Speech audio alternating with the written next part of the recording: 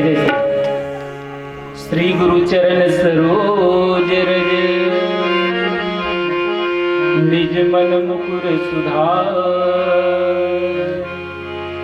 बरनौ रघुवर विमल जसु जोदायक फल चार बुद्धिहीन तनु जानिके सुमिरौ पवन कुमार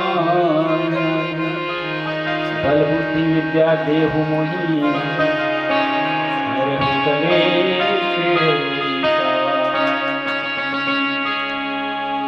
रामायण आरंभ सुनी आयहु चतुर सुजान सीतापति के पद कमल बंदी बैठे हनुमान। धर्मानुरागी संतों, बड़े सौभाग्य की बात कि आज पावन ग्राम मुरा में 60 नामकरण संस्कार किस पावन उपलक्ष्य में भगवान राम की कथा का आयोजन किया गया है। इसके लिए सत्यमेव जयते मानस परिवार थोहा आप सभी का हार्दिक अभिनंदन करते हैं। बड़े भाग्य से भगवान राम की कथा कहने और सुनने का अवसर मिलता है। और आज श्री शशि कुमार साहू, श्रीमती गायत्री साहू, इनके भांजा चिरंजीव भोज साहू, पुत्रवधू श्रीमती खिलेश्वरी साहू के दाम्पत्य जीवन में आज एक पुष्प उनके गोदी में आया है और वो पुष्प है कन्या के रूप में प्रथम रत्न। और इनके नामकरण 60 के इस कार्यक्रम में भगवान राम की कथा का जो आयोजन किया गया है, रामायण का आयोजन किया गया है, वास्तव में जो सत्संग का जो सुख हम लोगों को प्राप्त होता है वो बड़े सौभाग्य से होता है। धन्य वह कन्या जिसके कारण आज हम लोगों को भगवान राम की कथा कहने का और सुनने का जो सौभाग्य प्राप्त हुआ है। और कहा गया है संतों ने, हरि अनंत हरि कथा अनंता, कह ही सुनहि बहु विधि सब सुनता। भगवान राम की कथा कोई कह नहीं सकता। इस पृथ्वी का जो भार अपने फनों पर उठाने वाले शेषनाग जी भी इस कथा को नहीं कह सके। जो ज्ञान की देवी है माँ सरस्वती, वह भी भगवान राम की कथा नहीं कह पाए, तो हमारे जैसे अबोध बालक क्या भगवान राम की कथा कह सकते हैं या सुना सकते हैं? नहीं सुना सकते। और हमने भी अपने गुरुजनों से जो सीखी है, जो बुजुर्गों से सीखी है, वह कथा सुनाने का प्रयास, और इस प्रयास में त्रुटि होना संभव है। और इस त्रुटि को ध्यान में न रखते हुए सत्यमेव जयते मानस परिवार थोड़ा के बालकों का इन त्रुटि पर ध्यान न देते हुए जो टूटी फूटी भाषा में भगवान राम की कथा कहने जा रहे हैं उसको श्रवण करेंगे। जड़ चेतन जग जीव जत सकल राम मैं जानी, बंदों सबके पद कमल सदा जोरी जुग पानी, सदा जोरी जुग पानी। आइए एक भजन के साथ भगवान राम की कथा की ओर आगे बढ़ते हैं। आइए सबसे पहले हम मां शारदे की वंदना करने के पश्चात आगे कथा प्रसंग की ओर चर्चा करेंगे। बोलिए शारदे मैया की जय। सर्वेश्वरी जगदीश्वरी, सर्वेश्वरी जगदीश्वरी, हे मातृरूप महेश्वरी, सर्वेश्वरी जगदीश्वरी सर्वेश्वरी जगदीश्वरी हे मातृरूप महेश्वरी हे मातृरूप महेश्वरी सर्वेश्वरी जगदीश्वरी सर्वेश्वरी जगदीश्वरी हे मातृरूप महेश्वरी हे मातृरूप महेश्वरी सर्वेश्वरी जगदीश्वरी सर्वेश्वरी जगदीश्वरी हे मातृरूप महेश्वरी हे मातृरूप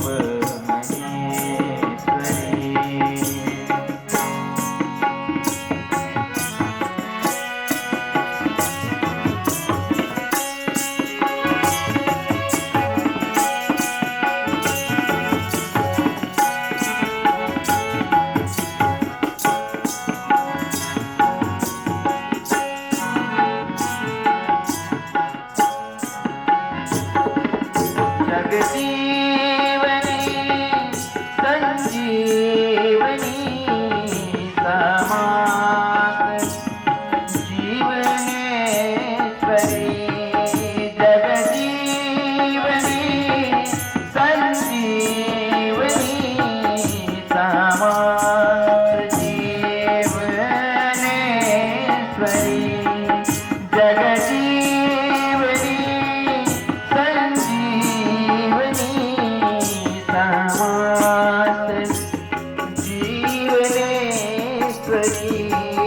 जगजीवनी संजीवनी समास जीवनेश्वरी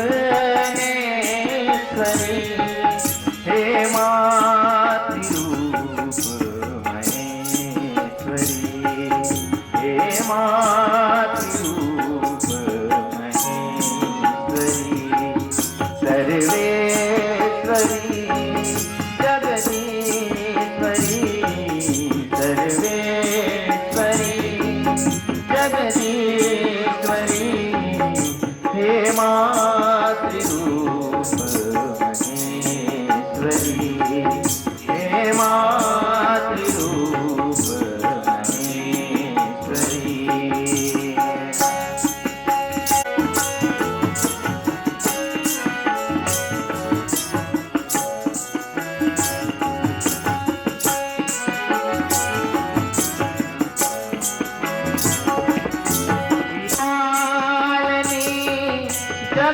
जगतारिणी प्रतिफल भुवन हितेश्वरी कृपालिनी जगतारिणी प्रतिफल भुवन हितेश्वरी कृपालिनी जगतारिणी प्रतिफल भुवन हितेश्वरी हे मातृरूप महेश्वरी हे मातृरूप महेश्वरी सर्वेश्वरी जगदीश्वरी सर्वेश्वरी जगदीश्वरी हे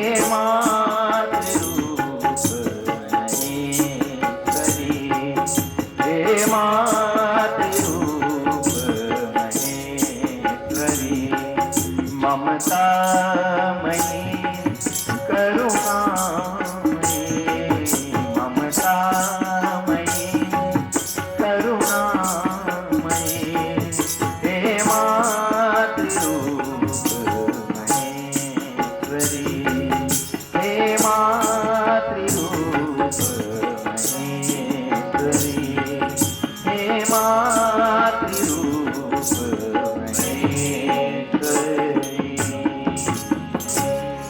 सियावर रामचंद्र की जय।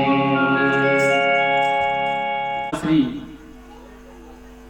शशि कुमार साहू और वो मामी श्रीमती गायत्री साहू जो अपने भांजे का विवाह और उसके बाद उनके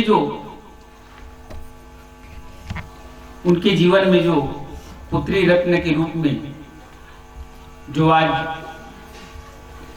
उनके आंगन में एक फूल खिला, उनके 60 नामकरण के इस आयोजन में भगवान राम की कथा रामायण का आयोजन किया गया है। वास्तव में अगर छत्तीसगढ़ में देखें तो अगर कहीं अपने भांजे का विवाह और उनके लालन पालन अगर कोई मामा करता है तो कहते हैं कि गंगा स्नान कर लिए। और गंगा के बारे में कहा गया है सारे तीर्थ बार बार, गंगा सागर एक बार। यह जो पुण्य फल है वास्तव में देखें उस मामा को आज मिल रहा है जिसने अपने भांजे के इतने लालन पालन किया और आज उनके ही पुण्य कर्मों का कहना चाहिए, जिसका आज हमें भगवान राम की कथा कहने का जो सुअवसर प्राप्त हुआ है। सत्यमेव जयते मानस परिवार एक बार पुनः हृदय से आभार, धन्य है वो मामा। आइए गोस्वामी तुलसीदास जी महाराज इस कलयुग रूपी जो भवसागर है उसको पार करने के लिए एक नौका जो हमें दिया है, और वो नौका है रामचरितमानस। और उस रामचरितमानस के अरण्यकांड दोहा क्रमांक 34 चर्चा करने का प्रयास करें। गोस्वामी तुलसीदास जी महाराज लिखते हैं, कंदमूल फल सुरसयति दिए राम कहुआनी, प्रेम सहित प्रभु खाए बारंबार बखानी। कथा प्रसंग, भगवान राम 14 वर्ष के वनवास, और 14 वर्ष के वनवास भगवान राम, छोटे भाई लक्ष्मण और माता सीता। माता सीता का हरण रावण के द्वारा हरण कर लिया जाता है और उनको खोजते खोजते भगवान राम कहां पहुंचते हैं? पंपा सरोवर, जहां शबरी माता शबरी जो है भगवान राम का इंतजार करते हैं। और वास्तव में शबरी कौन है? शबरी का अर्थ ही होता है जो सब्र करे। और वास्तव में देखिए, अगर भगवान का कोई इंतजार कोई कर सकता है, लेकिन माता शबरी जिसने उसको केवल कहा था कि एक समय ऐसा आएगा जब तुम्हारे कुटिया में भगवान राम आएंगे। और ये किसने कहा? तो कहते हैं कि बुजुर्गों से जो हमने कथा सुनी, माता शबरी का नाम श्रमणा था और वो एक भील परिवार में एक भील राजकुमारी भीलनी थी। और उनका जब विवाह तय हुआ और जब विवाह की तैयारी हो रही थी तो वहां बहुत सारे बलि देने के लिए पशु लाए थे। और उसने जब यह कृत्य देखा तो उनके मन में एक बड़ा क्षोभ हुआ कि मेरे विवाह में इतने सारे पशुओं की निर्मम हत्या हो रही है। तो उसने वहां से अपना शादी को छोड़ करके जंगल की ओर चल दिए और जंगल की ओर चले गए। तो वहां मतंग ऋषि का आश्रम था। मतंग ऋषि के आश्रम में गए, लेकिन मतंग ऋषि वहां जो बहुत सारे ऋषि मुनि थे और ये अपने को नीच जाति की समझती थी और ऋषियों के जो कार्य है उसमें व्यवधान न हो, इसलिए वह नित्य ऋषियों के उठने के पहले जो उनके स्नान करने का जो मार्ग है, नदी की ओर जो स्नान करने के लिए जो रास्ता था उसको रोज साफ कर देते। किसी ऋषि को पता नहीं चलता कि किसने इस तरह से साफ सुथरा रास्ते को कर दिया है। एक दिन मतंग ऋषि ने सोचा कि ऐसी कौन पुण्यात्मा है जिसने इन रास्तों को साफ कर देते हैं। तो उसने देखा कि एक औरत जो है वो रास्ते को साफ कर रही, झाड़ू लगा रही है। तो उसने पूछा, तो अपनी सारी बात शबरी ने बताई कि मैं अपने शादी को छोड़ करके आपके शरण में आ गया हूं। तो मतंग ऋषि ने कहा कि बेटी, आज से तुम मेरी पुत्री के समान हो। और जब ऋषि का अंत समय आया तो उसने कहा, उनको एक मंत्र दिया कि आज जो तुमने सेवा हम लोगों को की है